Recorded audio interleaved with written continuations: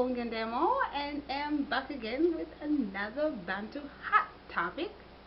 And I'm still moving with the motion that the Abagusii are a lost tribe of Israel.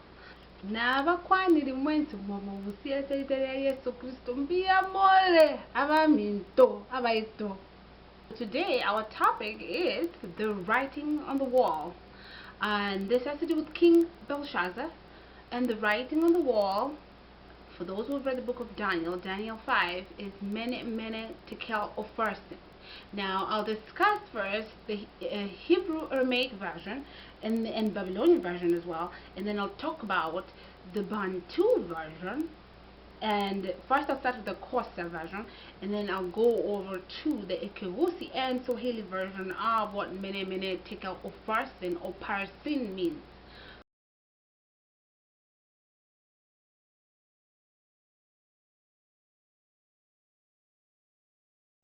So we'll start with the book of Daniel 5. Belshazzar the king made a great feast to 1,000 of his lords and drank wine before the 1,000. That's Daniel 5:1, and then move over to Daniel 5:3, and they drank wine and praised the gods of gold and silver and of brass and of iron and of wood and of stone. I mean, every abomination you can think of.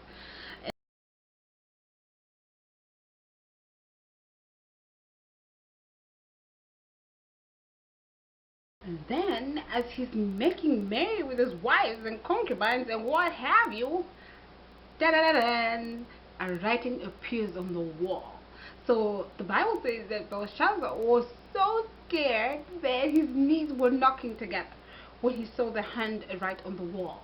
And with the writings of Mene, Tekel, Parsin, some versions, NIV says Parsin, and KJV says Upharsin. So I believe they're just the same pronunciations, depending on what you're saying.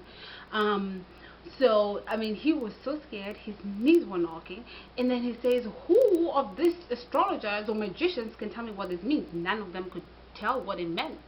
Now, then the queen comes in. She's like, she's like, "Don't let your face be pale like that, my lord.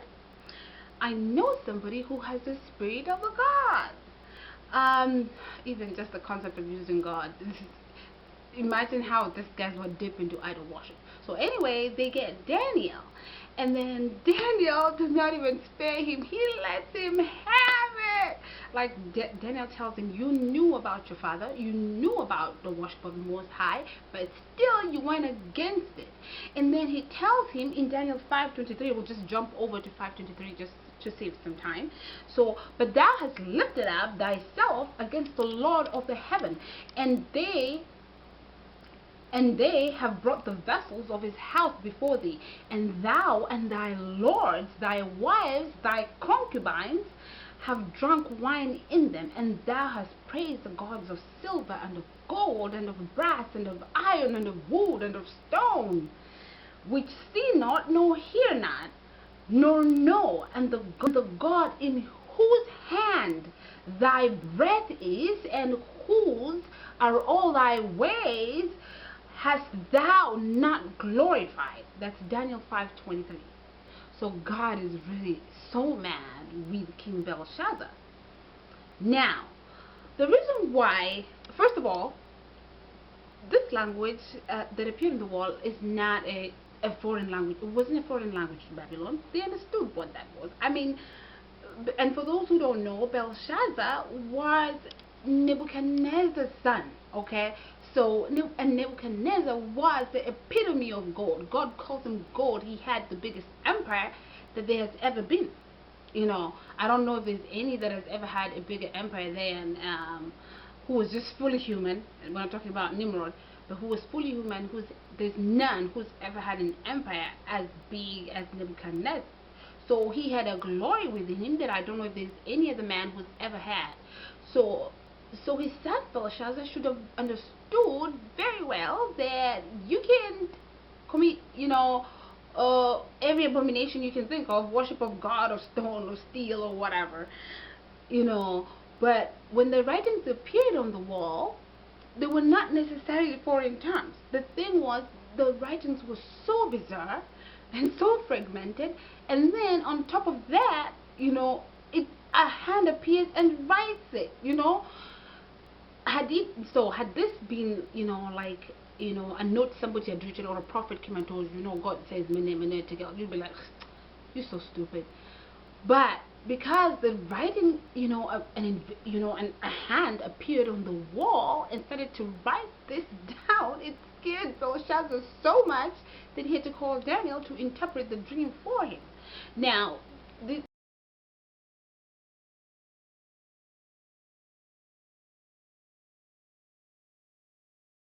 you just like 3 denotative derivations of what the words were, and maybe you can have an idea of how fragmented this sentence that appeared on the wall was.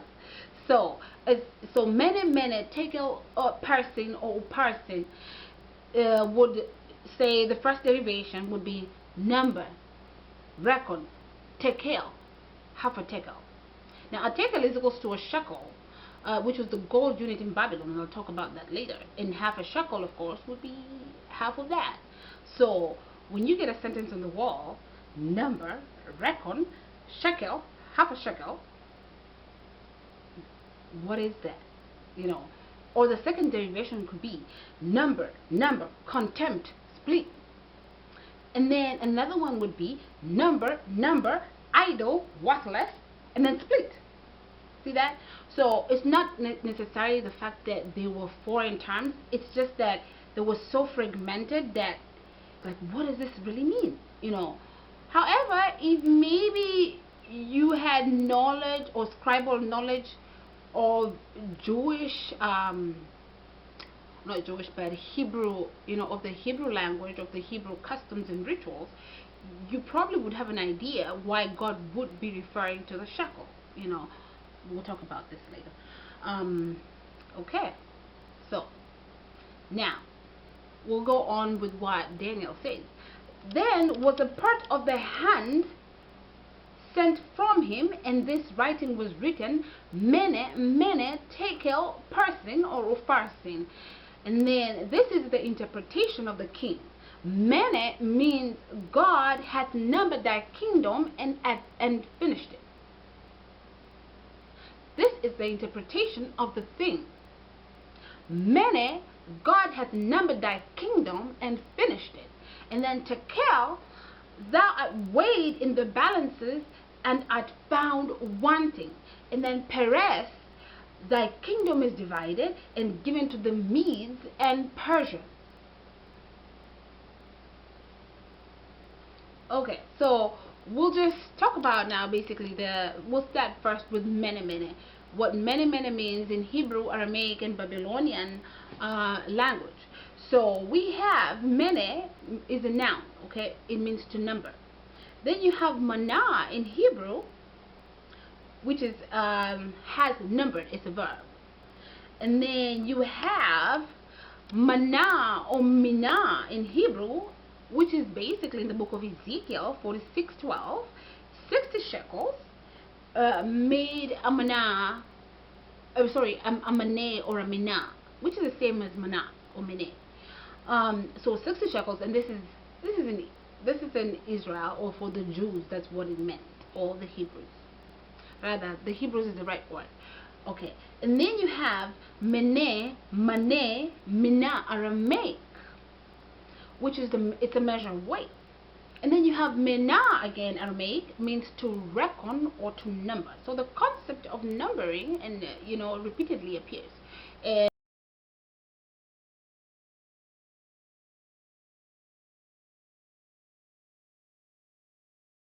we'll move over to Tekel.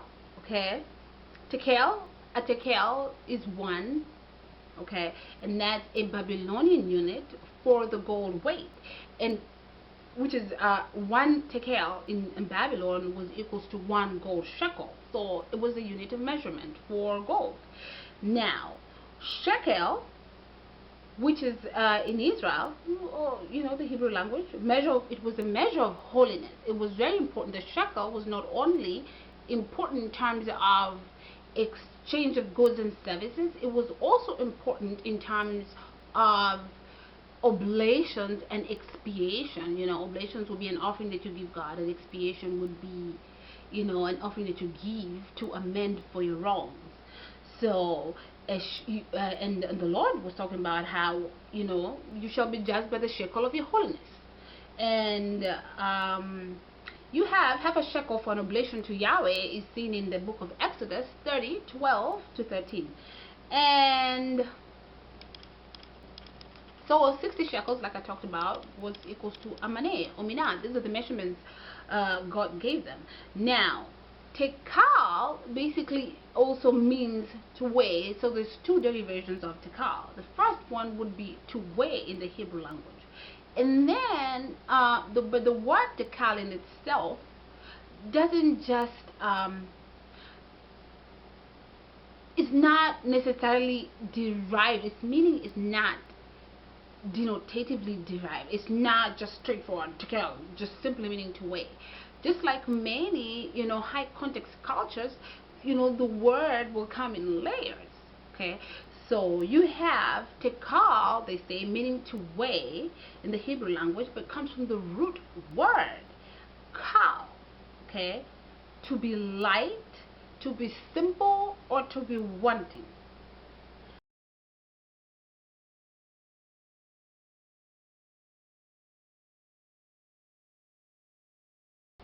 Now, Tekel, which means to weigh,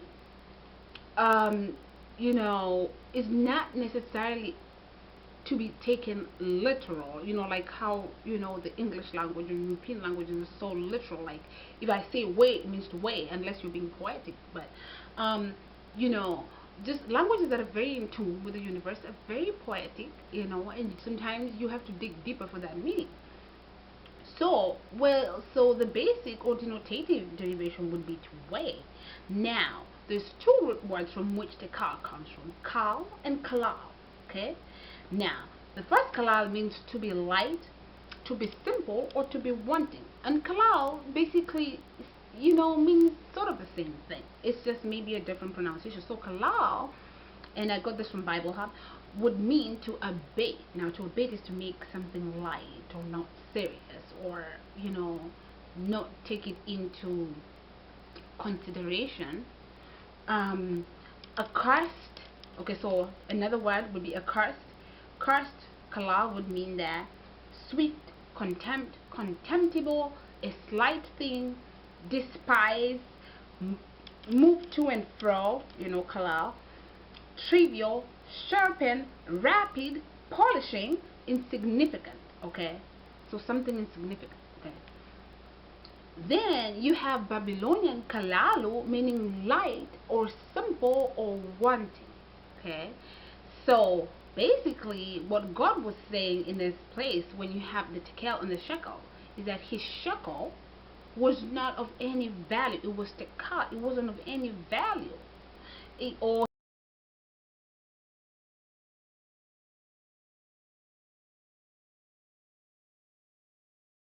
saying, if you had basic knowledge of what the shekel meant to the Hebrews, you probably would have an idea why a gold unit or money, something equivalent to money, would be mentioned by a hand on the wall. Now, in Israel, the shekel was very important because not only was it the gold unit in Israel, it was also the estimation of one's holiness. This is what absolved you from your sin. Basically, if there was a plague or something coming, you had to have given half a shekel. And if there was, so half a shekel was to prevent plagues or whatever for your expiation, and then you had another half shekel for your oblation. This is giving tribute to God in that sense. So, and God says you shall be judged by your shekel, but the shekel of your holiness. But by this means, when you give half a shekel, it means that the rest, humans can only be as holy as can be at that time. Or, some people say that with the New Testament, it's possible to be almost perfect. I don't know. So, because we don't have holiness that we can call our own, So the half a shekel was what was given for that, to represent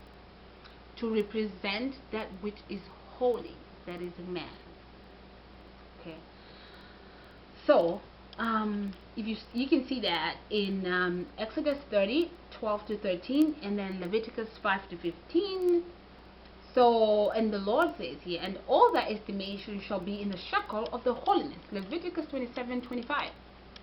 They shall give man an expiation for his soul, lest there be a plague. Half a shekel after the shekel of holiness, and the shekel is 20 gerah, and half shekel for an estimation, for an oblation to Jehovah. That's Exodus 30:12-13. And then you have, if a soul commits a trespass and sin through ignorance in the holy things of the Lord, then he shall bring for his trespasses unto the Lord a ram without blemish out of the flocks, without estimation, by shekels of silver, after the shekel of the sanctuary, for a trespass offering. That's Leviticus 5:15, and that's the King James Version. So you basically have an idea why God would put in the concept of a shekel. So God was actually putting out the idea that your holiness has been found wanting, it's been found contemptuous, and basically his spiritual life was clouds, stupid, or not smart, or not of value to God, not weighing much.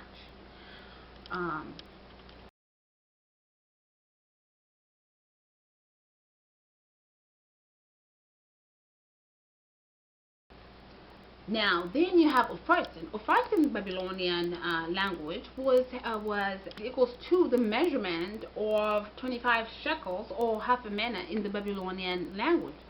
Then you have Upharsin, which comes from the root parak, peres, or parat, which means to divide, or parasu, or paja. So it means to divide, or the other word would be paja or parasu. Okay, so, and then after Daniel gives that interpretation, what happened? Daniel, King Belshazzar, that night he is slain, he's killed. I mean, that's pretty sad.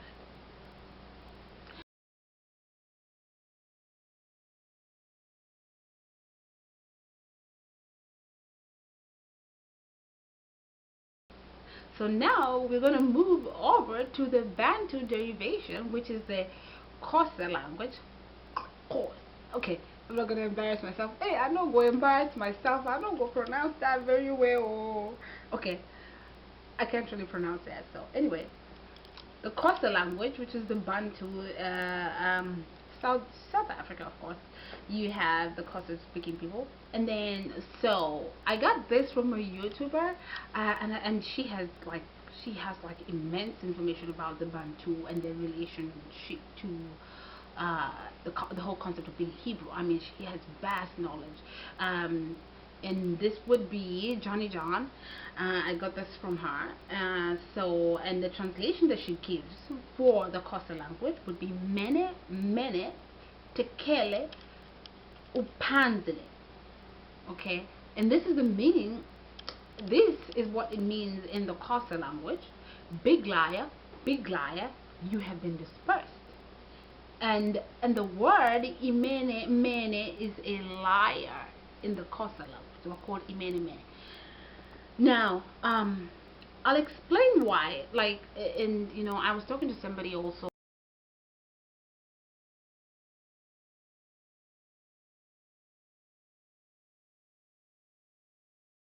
was asking me, a follower on YouTube, and he was asking me whether I had ever studied the meaning of Eli Eli Lama Sabachthani, which is really the last words Jesus said before he died. And I was like, yes, but my derivation is sort of different from the Southern African derivation, but it still tackles the same concept. So at some time, meanings from different tribes may kind of sound different, but but they're covering the same concept. And especially if you come from a low context culture like, you know, the English language, where everything is broken down for you, you may be like, well, this doesn't make sense, that's not it. But that's not what it is, because Bantu language, again I say, is a very second energy, very feminine, primordial language. It has and it's a high context, you know, language. So you have to pay attention to, you know, the context of what's being talked about. So I was trying to tell him that different languages may have different socio-cultural derivations for words or concepts based on their perception, you know, of the world, you know, combined, derived from their senses. See, and now pay attention, and I'm going to talk about this and see the difference, like in my language, but it's the same concept.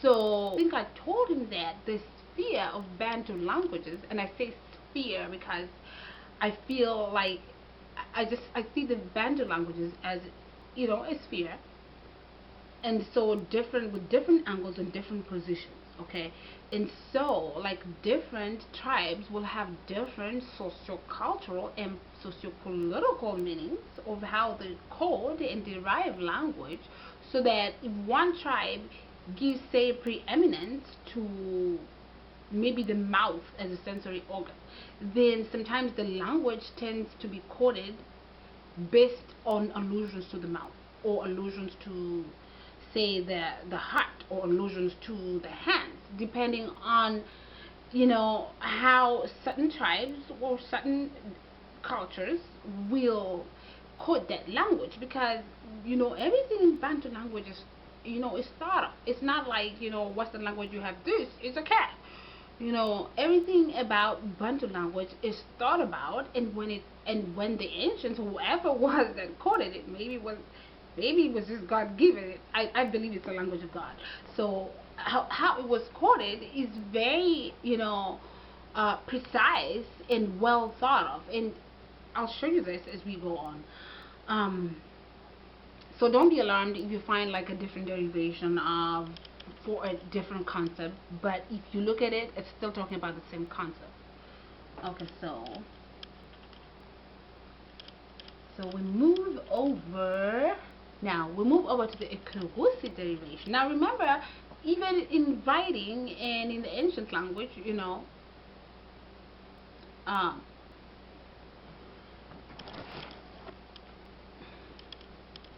remember that, you know, the ancient language, vowels were not really that important. I mean, and I think I've talked about it before. So pay attention to how this EKEGUSII language is coded, and I'll show you. It gives importance to the consonants more than it gives to the vowels. So like a word will be coded, say, I'm going to talk about MN, the coding of MN, and the words produced out of the word MN. They're coded in such a way that it's around the same concept. And the same thing happens with Swahili as well. And I'm one believer, and I believe, and no one will change my mind, that Swahili is not. There is no way that Swahili was a language that's 10 centuries old. To me, that's nonsense. You know, that's a lie. And I think it's just another, you know, Arab supremacy thing to say that, you know, we brought civilization to Africa. You can't civilize your mother. Your mother civilizes you. She teaches you everything. So Swahili gave birth to Arab, not Arab gave birth to Swahili. That's kind of dumb. Really dumb, but they teach us that. So anyway, so the first word now, mana in Swahili, mana in the EKEGUSII Hebrew language. Now, mana carries the image, okay, the image of moving hands like that, okay, mana. So I remember when I was young, my grandmother would tell me, she'd be like, what's the body, you know, what's the body, you know, get me my flashlight from the headboard or whatever. And then, you know, I'd come back and like, yeah, baba, tinyerochi, of course. I never used to like looking for things. And then my grandma would be like, manango, mana. She's like, mana, you know, dig deeper, okay? manango. Now, so mana has to do with, it's a verb. It's the concept of moving hands. Okay. Now see how another word that has the consonants M in the EKEGUSII language is called, that has to do with moving hands. Okay. Now next we move over to EKEGUSII Hebrew is Mene. Mene is braiding. Okay, as in braiding hair or sisal, or braiding a basket. It's Mene. You're doing your hands like that. Okay. So then in this sense, before, let me not go off on tangents, but the word mene would translate to the concept of moving hands. So so in the EKEGUSII language, it could either be to count or to search. So like mostly I know I've really had people use mana when they're looking for like mana, so in the EKEGUSII language, so mana means to search, or to count, or just a movement with your hand. So God will be saying, I have counted you, I have numbered you, I have searched you for mene. So then now we move over to now, remember how I was talking about how sometimes words are coded based on a certain concept? Now the next word that you would have would be the word mono. Now mono means many. Again, remember, this has to do with counting. See that? Then you have the word mono. What is mono? Mono is mouth. Okay, mono is a mouth. Now menu is mouth. Now see how the concept of mana, mene, mono, and has to do with the concept, because when you count, you number with your hands, or you can number with your mouth. Count, or both, hand and mouth. Now see how this translates to the kosa. When they say imene is a lie, it has the concept to do with the mouth. So God was probably tired of his deception, and he's lying to those behind him to go and worship gods of silver, and God calls him a lie. You're a liar. You have deceived those together with you to worship those false idols, those that don't hear, don't know, they don't hear, they don't see, they don't care. Okay, so then we move over to Swahili. Now Swahili, money is half a kilo, or for Swahili speakers, ile hali ya kuthamini uzito wa kitu. So the process of weighing or finding the weight of something is called money. So half a kilo, or the process of weighing. And then you have mno in Swahili means many. See, kind of like the EKEGUSII language. Again, the concept of counting. And then you have another Swahili.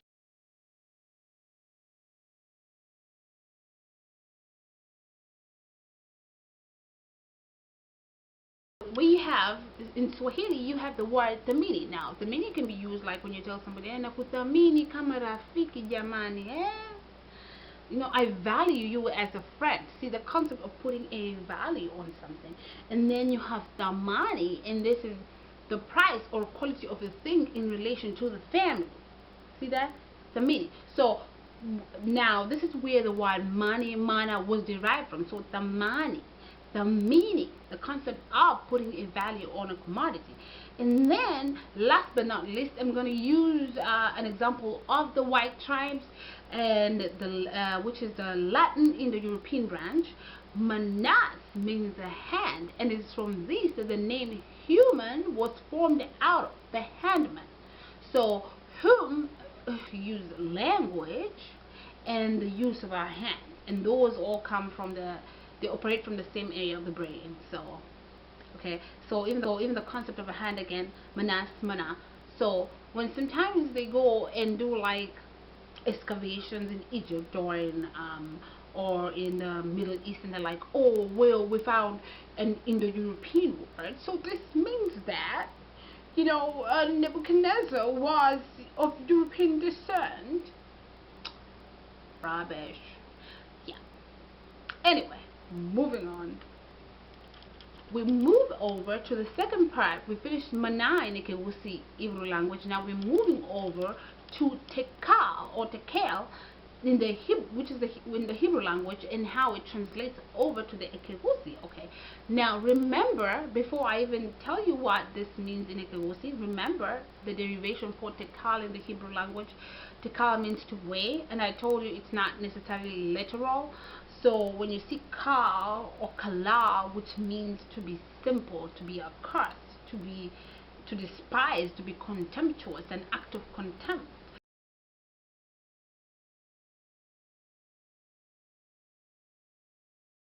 Move over to the derivation of the Hebrew word tekel or tekel and how it translates over to the EKEGUSII language.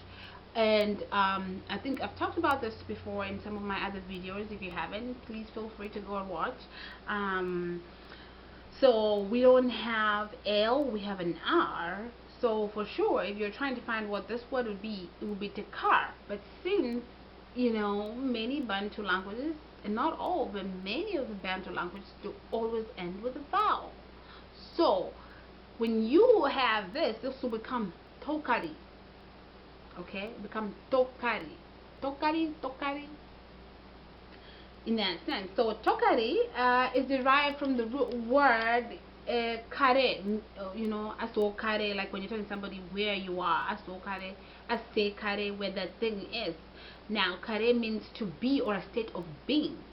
Now, so but when you're talking to somebody in terms of a state of being, when you tell somebody tokari, it's mostly an expression of contempt, or when you're being, you know, facetious, you know, when you're joking.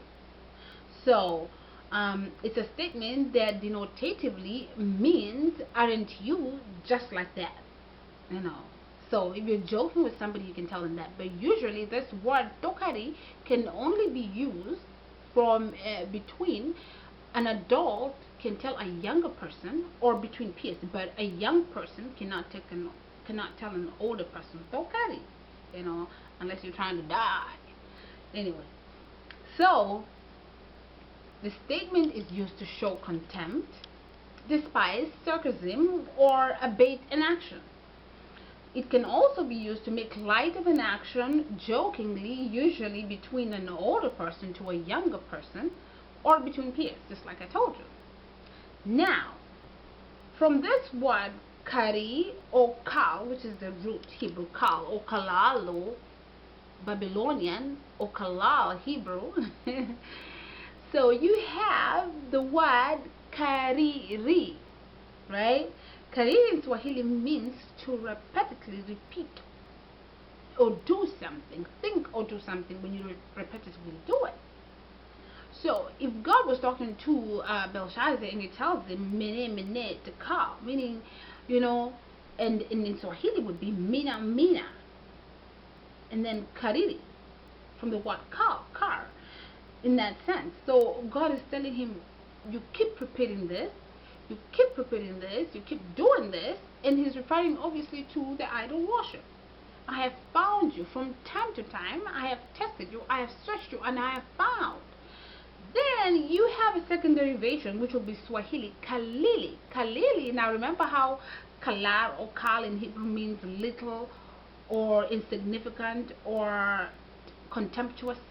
Now, kalili in Swahili would mean few, little, or scarce. So, kalili in Swahili would mean few, little, or scarce. See, it doesn't really change. So, in Hebrew, kalal means the same thing, few, little, or scarce. Now, if you're maybe referring to somebody and maybe you think they're not very smart, you can say something like, mtu huyu ni mkalili, ana ukalili fulani, you know, he is very smart, you see. And then you can also say, now in my language, kariri or keriri is diminutive. So if you say like akamondo karina kariri, it means the person is, you know, less than intelligent, you know, not really smart, you know, a nikompu, you know. So the concept is just not up to par in terms of intelligence. and it's usually a word that's said contemptuous. So then you have from this, now see how Kariri is not intelligent, not smart, a fool. Now look at the Hebrew word from which I believe Elil, which means worthless, of no value, false gods, divination, or even a profession. So an idol can be called Elil, meaning something worthless, just like EKEGUSII, Keriri, worthless, just the same thing, right? Then you have, and and EKEGUSII, you can say, like when it's an inanimate object, you can say, Ndidi, so so the concept of Kalili, Kariri, Elil has a concept of not being up to par in terms of intelligence, in terms of expectations, in terms of what people perceive as the norm. Okay, so basically, if you have this meaning and this breakdown, then you see that God is actually telling Belshazzar, you're a fool. You've taken on the foolish ways. You're weighing, I have weighed you, and you're not worth much. You ain't much. You ain't of much intelligence. Basically, God disses him. Okay, yeah. So, oh, poor Belshazzar. But okay. So now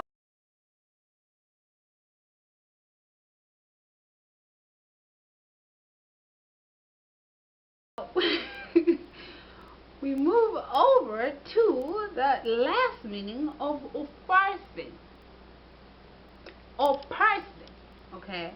Now, Upharsin is derived from the root word parak, Perez,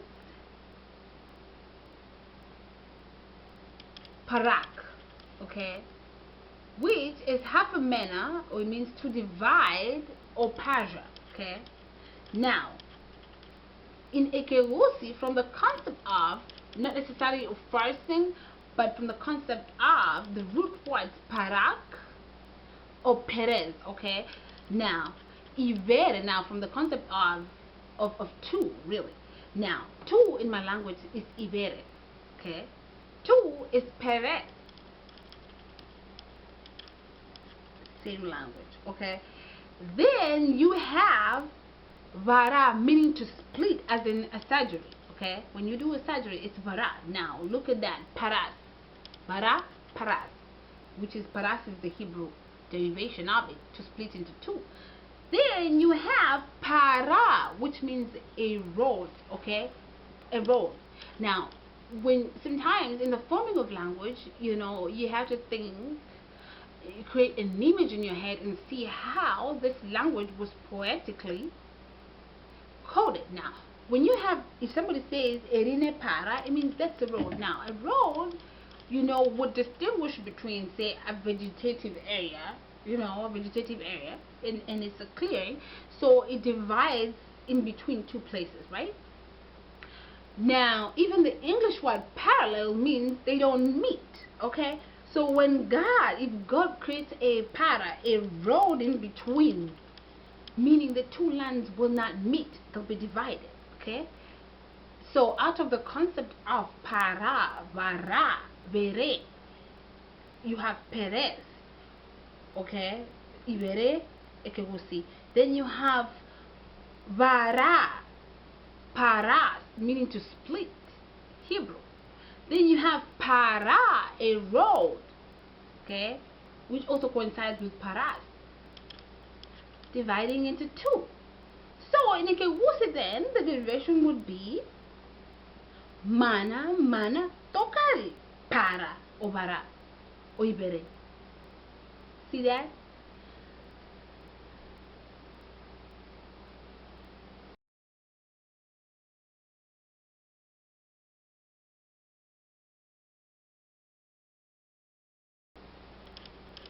So now I'm just going to give you the denotative derivation of how these words would have sounded using the EKEGUSII derivation, which, and this again would be the very bizarre words that scared the heck out of Belshazzar. So it's searching, numbering, contempt, split road. or searching, foolish, split road, or half a kilo, using Swahili, half a kilo, less scarce, land. And land in Swahili would be bara. Land that has nothing to do with the sea is bara. So in Swahili, and I didn't put that there, but I just thought about that way later. But bara, is land that's not the sea. So God is actually bringing on the concept of land. See that? So in Swahili it makes sense. In EKEGUSII it makes sense. And of course the Hebrew language makes sense because it was interpreted. So again, see how this language was stolen and people are still.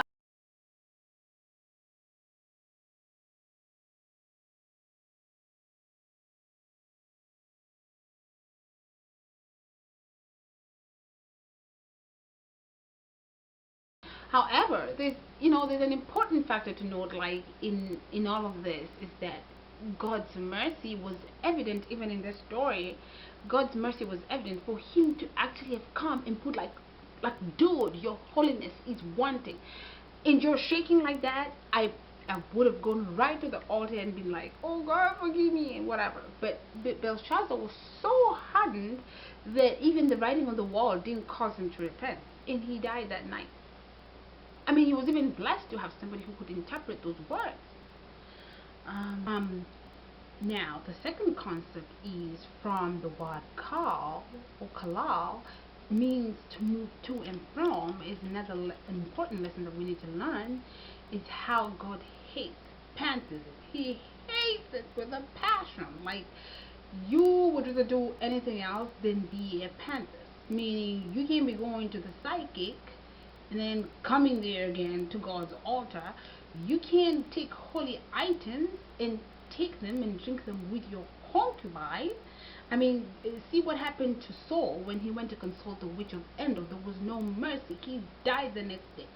But even with all that, he still had prior warnings. He had time to go and ask God for forgiveness. See, we keep seeing God's mercy each time, even in all these episodes where they're being told they will die.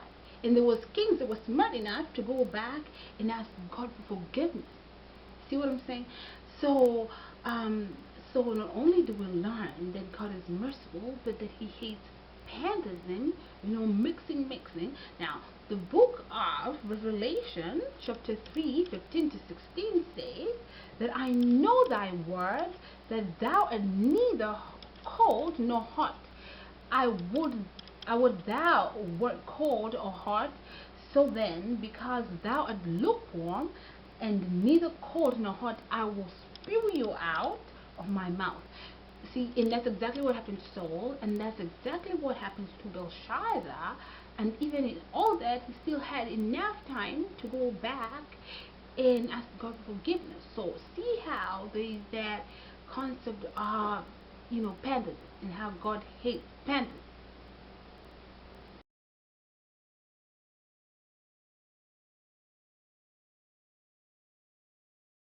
From Belshazzar's story, that you just rather be called or hot than mixing them both.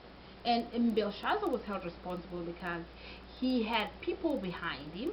He had all these people behind his lords and his concubines, and he led them to the abomination of idol worship. And he paid with his life for that.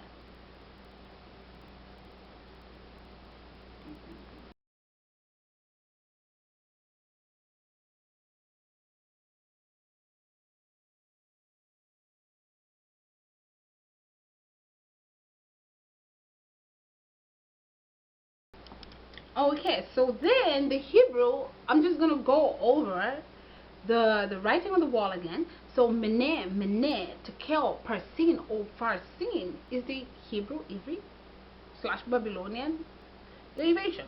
Then you have Mene, Tekel, Upanzile, Kosa, big liar, you've been dispersed. Then you have Mana, Tokari, Bara, you know. So, and that would mean, counting. I have searched you. Aren't you quite something, or aren't you just like that?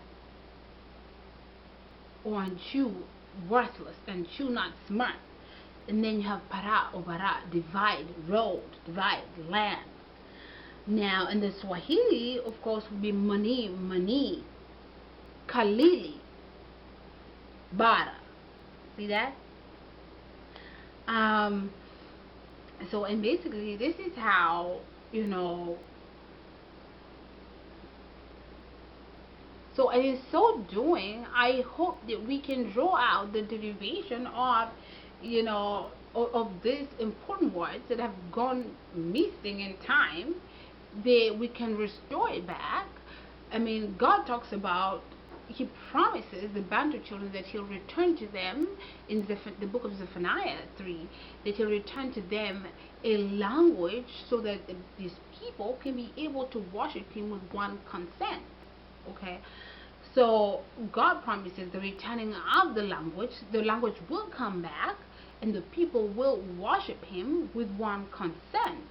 So, and in so doing, I pray that every day we will push our leaders to raise up people who will study the Bantu language and bring it together so that we can recover back our classical Hebrew language so that we can worship the Lord with one consent.